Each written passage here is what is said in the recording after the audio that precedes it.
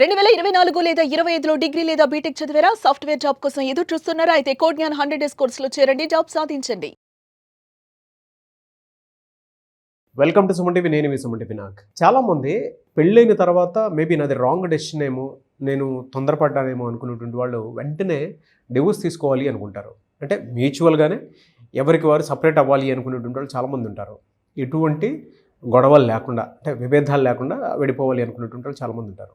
లేదు కొంతమంది ఏంటంటే నాది రాంగ్ డెసిషను, ఎప్పటికెప్పుడు ఇది జరిగిపోవాలి, డివోర్స్ తీసుకుంటేనే బెటర్ అనుకునేటువంటి వాళ్ళు కూడా ఉంటారు కదా. సో చట్టాలు అసలు అటువంటి వాడికి ఏం చెప్తున్నాయి, అది కరెక్టా, ఎన్ని డేస్కి డివోర్స్ వస్తుంది అనేది ఈరోజు మనతో పాటు హైకోర్టు అడ్వకేట్ అలగర్ రవీంద్రనాథ్ గారు ఉన్నారు. అది వారి మాట్లాడి తెలుసుకుందాం. Hello sir. హాయ్ నాగరాజ్ గారు. చాలామంది ఆ రాంగ్ మ్యారేజ్ ఏమో నాది, బ్యాడ్ డెసిషన్స్ వల్ల ఈ విధంగా జరిగింది అని పెళ్ళి అయిపోయిన తర్వాత ఆ డెసిషన్స్కి వచ్చేస్తారు. లేదంటే నాకు ఇష్టం లేదని చెప్పేసి తర్వాత ఎప్పుడో చెప్తారు. ఎవరో ఒక పార్ట్నర్ అయితే డెఫినెట్గా హర్ట్ అవుతారు. కొన్నిసార్లు ఏంటంటే మ్యూచువల్గానే విడిపోదాం అనుకునేటువంటి వాళ్ళు ఉంటారు. సెలబ్రిటీస్ అయితే ఆల్మోస్ట్ అదే పందాన్ని ఫాలో అవుతారు. అవునండి. ఎన్ని డేస్కి వస్తుంది అసలు డివోర్స్ అనేది? ఇది ప్రతి ఒక్కరికి దీని మీద కొంత అవగాహన అవసరం నాగరాజ్ గారు. నాకు ఇటీవల కాలంలో వస్తున్నటువంటి చాలా కేసెస్ నేను చూస్తుంటే ముఖ్యంగా 27 ఇయర్స్, 31 ఇయర్స్, బిలో 30 ఇయర్స్ ఉన్నటువంటి చాలామంది యూత్ నాకు ఫోన్ చేస్తుంటారు. చాలామంది, సార్ నాకు రీసెంట్గా మ్యారేజ్ అయింది సార్, ఒక 1 మంత్ అయింది, 2 మంత్స్ అయింది, 4 మంత్స్ అయింది, మా మధ్య చాలా గొడవలు, డిస్ప్యూట్స్ చాలా జరుగుతున్నాయి, సో నేను డివోర్స్కి అప్లై చేద్దాం అనుకుంటున్నాను సార్, జరుగుతుందా అని చెప్పి చాలామంది కాల్ చేస్తారు. సో వాళ్ళందరికీ సమాధానం ఈ వీడియో ద్వారా మనం చెప్పే ప్రయత్నం చేద్దాం నాగరాజ్ గారు. ముఖ్యంగా చట్టాలు ఏం చెప్తున్నాయి? Hindu marriage act 1955 section 13B అన్నది స్పెసిఫిక్గా క్లియర్గా చెప్తున్న విషయం ఏంటంటే, మ్యారేజ్ అయిన తర్వాత 1 ఇయర్ పాటు ఖచ్చితంగా కలిసి ఉండాల్సిందే. ఇక్కడ కలిసి ఉండాలన్న పదాన్ని నేను తప్పుగా తీసుకోకండి. 1 ఇయర్ తర్వాత మాత్రమే డివోర్స్ ఫైల్ చేసే అవకాశం మాత్రం ఉంటుంది.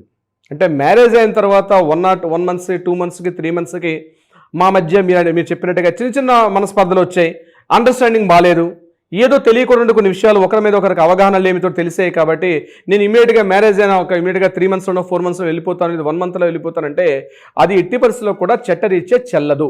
మీరు డివోర్స్ ఫైల్ అప్లై చేయాలంటే ఖచ్చితంగా మీ మ్యారేజ్ అయిన 1 ఇయర్ తర్వాత మాత్రమే మీకు అప్లై చేసుకునే అవకాశం ఉంటుంది. ఇది పాయింట్ నెంబర్ 1, ప్రతి ఒక్కరు కూడా గుర్తుపెట్టుకోవాలి. అయితే ఇందులో దీనికి ఎగ్జామ్షన్స్ ఎలా ఉంటాయి అంటే, మ్యారేజ్ అయిన 1 ఇయర్ తర్వాత అంటే ఇక్కడ మనకి 2017లో సుప్రీంకోర్టు ఒక సైటేషన్ చెప్పింది. ఒక సైటేషన్ అంటే అమరీందర్ సింగ్ వర్సెస్ హర్వీందర్ కౌర్ అని చెప్పి ఒక కేసు సంబంధించి దాన్ని కూలింగ్ పీరియడ్ అంటారు. అంటే కూలింగ్ పీరియడ్ అంటే ఏంటంటే, కేసు మ్యూచువల్ డివోర్స్కి అప్లై చేస్తారు, అంటే డివోర్స్ వస్తుంది, 1 ఇయర్ అయిపోయింది, 1 ఇయర్ తర్వాత కోర్టుకి అప్లై చేసుకున్నారు, మేము ఇక మ్యూచువల్ కన్సల్ట్ ప్రకారం మేమిద్దరం కూడా కలిసి ఉండే ప్రయత్నం ఇంకా కష్టం, మేము ఆల్రెడీ 1 ఇయర్ నుంచి దూరంగా ఉన్నాం. ఇది కూడా చాలా కీ పాయింట్ ఇంపార్టెంట్. అంటే 1 ఇయర్ తర్వాత ఉండాలి, 1 ఇయర్ పాటు దూరంగా ఉండాలి, 1 ఇయర్ పాటు స్పెసిఫిక్గా చూపించాలి. అంటే 1 ఇయర్ పాటు దూరంగా అంటే మధ్యలో మీరు ఫోన్ కాంటాక్ట్స్ కానీ, మీరు వెళ్ళడం కానీ, రావడం కానీ, మీరు వాళ్ళ ఇంటికి వెళ్ళడం, వారి ఇంటికి వెళ్ళడం, ఇట్లాంటివి కూడా కుదరదు. కంప్లీట్గా డిఫరెంట్గా అంటే డివైడ్ అయిపోయి 1 ఇయర్ పాటు ఇద్దరు కూడా డిఫరెంట్గా ఉండాలి. ఇప్పుడు ఫర్ ఎగ్జాంపుల్ ఒక మ్యారేజ్ అయింది, ఇప్పుడు మనం ఉన్న సెప్టెంబర్లోనో లేకపోతే ఆగస్టులో మ్యారేజ్ అయింది, సెప్టెంబర్ నుంచి మరలా నెక్స్ట్ ఇయర్ సెప్టెంబర్ వరకు కూడా మీ మధ్య ఎటువంటి సంబంధ బాంధవ్యాలు లేవని కోర్టు ఇన్ఫ్రంట్ కోర్టు ముందు మీరు క్లియర్గా చెప్పగలిగితే మాత్రమే మీకు కోర్టు అనేది ఆ యొక్క పిటిషన్ కూడా యాక్సెప్ట్ అవుతుంది. లేకపోతే పిటిషన్ కూడా యాక్సెప్టెన్స్ ఇవ్వడం చాలా కష్టం. కానీ కొన్ని సందర్భాల్లో పిటిషన్ యాక్సెప్టెన్స్ ఇస్తారు, కొన్ని ప్రత్యేక సందర్భాల్లో. ఆ కొన్ని ప్రత్యేక సందర్భాలు ఏంటంటే మనం ఇప్పుడు మాట్లాడుకునే ప్రయత్నం చేద్దాం. అందులో ఫస్ట్ వన్ అంటే క్రూయల్టీ అంటే అత్యంత క్రూరంగా ప్రవర్తించడం.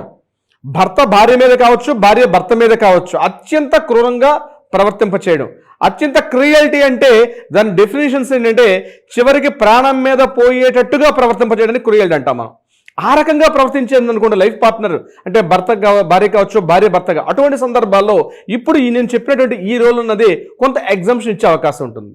నెంబర్ 2 అడల్టరీ అంటే పెళ్లికి ముందే భార్య కావచ్చు, భర్త కావచ్చు, ఆ విషయాన్ని దాచిపెట్టి వేరే పార్ట్నర్ తోటి, అంటే లైఫ్లో వాళ్ళు కలిసి కానీ, అంటే ట్రావెల్ చేసి వేరే అమ్మాయితో కానీ లేకపోతే వేరే అబ్బాయితో కానీ కలిసి ట్రావెల్ చేసి ఒక సెక్సువల్ రిలేషన్షిప్ కలిగి ఉన్న సందర్భాల్లో బలంగా ప్రూవ్ చేయగలిగితే, అంటే ఆ విషయాన్ని నన్ను ఆయన హైడ్ చేసుకుంటూ నన్ను మ్యారేజ్ చేశాడు కాబట్టి నేను ఇతనితో కలిసి ట్రావెల్ చేయలేనని చెప్పి సరైనటువంటి ఎవిడెన్సెస్ మన దగ్గర ఉంటే దాన్ని అడల్టరీ అంటారు. అటువంటి సందర్భాల్లో కూడా ప్రత్యేక పరిస్థితుల్లో కూడా మనం నిరూపణ చేస్తే ఈ 1 ఇయర్ ఏదైతే పీరియడ్ ఉందో దీన్ని కూడా ఉండే అవకాశం ఉంటుంది. ఇక థర్డ్ పాయింట్ మానసిక రుగ్మతలు.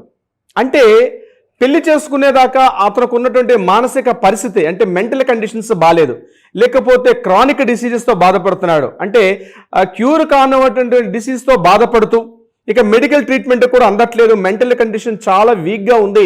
సో మెంటల్ కండిషన్స్ ఆ అమ్మాయికి తెలియకుండా, ఆ అమ్మాయి యొక్క కండిషన్ తెలియకుండా హైడ్ చేసుకుంటూ దాచిపెట్టి పెళ్లి చేశారని చెప్పి ఎవిడెన్సెస్ కానీ బలంగా మనం చూపించుకోగలిగితే అటువంటి సందర్భాల్లో కూడా మనం చేయాల్సిన పరిస్థితి వస్తుంది. అంటే డివోర్స్ ఫైల్ చేయాలంటే ఇప్పుడు నేను చెప్పినట్టు ఈ కండిషన్స్ అన్ని బలంగా ఉండాలి.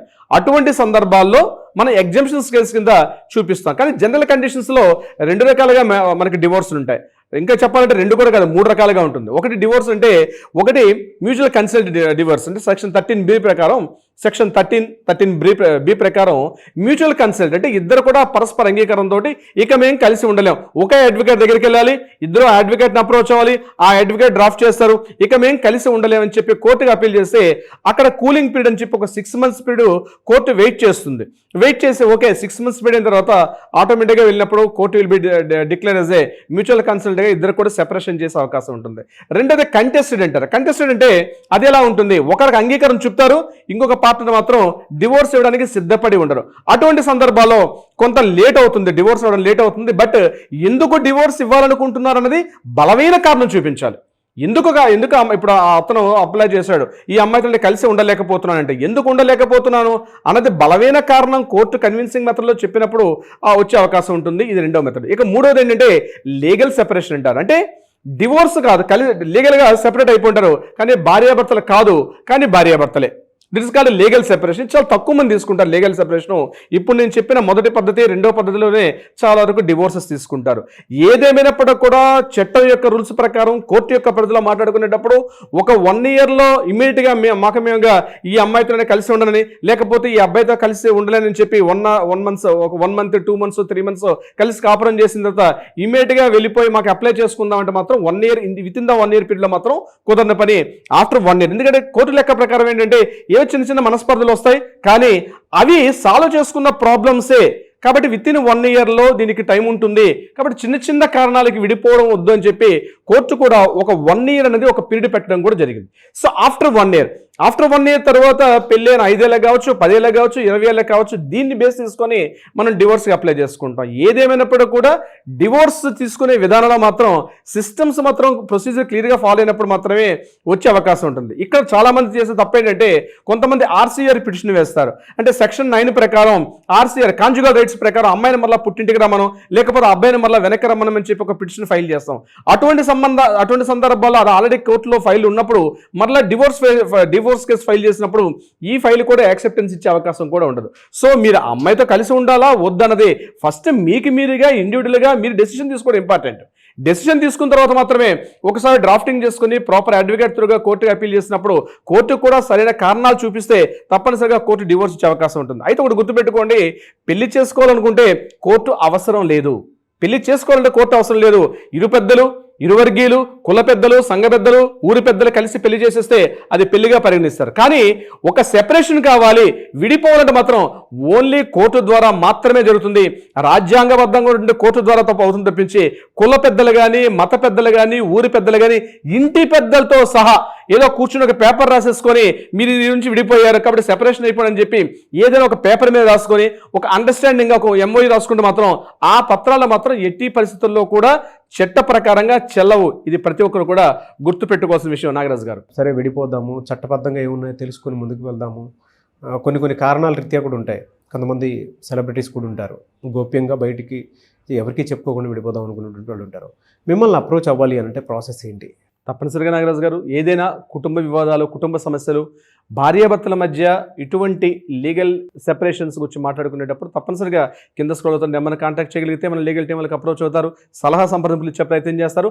అదే కాకుండా కోర్టులో ఏదైనా వివాదాలు ఉంటే వాటికి పరిష్కారం ఇచ్చే దిశగా కూడా ప్రయత్నం చేస్తారు. నాగరాజు గారు, anyways thank you so much Alagar Ravindra. Thank you so much Nagaraju గారు. చూసారు కదండి వీడియో. ఈ వీడియోపై మీ అభిప్రాయాన్ని కమెంట్ బాక్స్లో పోస్ట్ చేయండి. ముఖ్యంగా మీరు కనుక చట్టాలను ఉపయోగించుకొని ముందుకు వెళ్ళాలి అనుకున్నటువంటి వాళ్ళు స్క్రీన్ మీద హైకోర్టు అడ్వకేట్ అలగరి రవీంద్రనాథ్ గారి కాంటాక్ట్ నెంబర్ కనిపిస్తుంది. దాన్ని మీరు కాల్ ఆర్ మెసేజ్ వాట్సాప్ చేసి అపాయింట్మెంట్ బుక్ చేసుకోండి. ఈ వీడియో లైక్ చేయండి, షేర్ మాత్రం తప్పకుండా చేయండి. ఇలాంటి మరిన్ని వీడియోస్ కోసం మా ఛానల్ ఫాలో అవ్వండి. Thank you. సుమన్ టీవీలో మీ పర్సనల్ అండ్ బిజినెస్ ప్రమోషన్స్ కోసం కింది నెంబర్కి కాంటాక్ట్ చేయండి.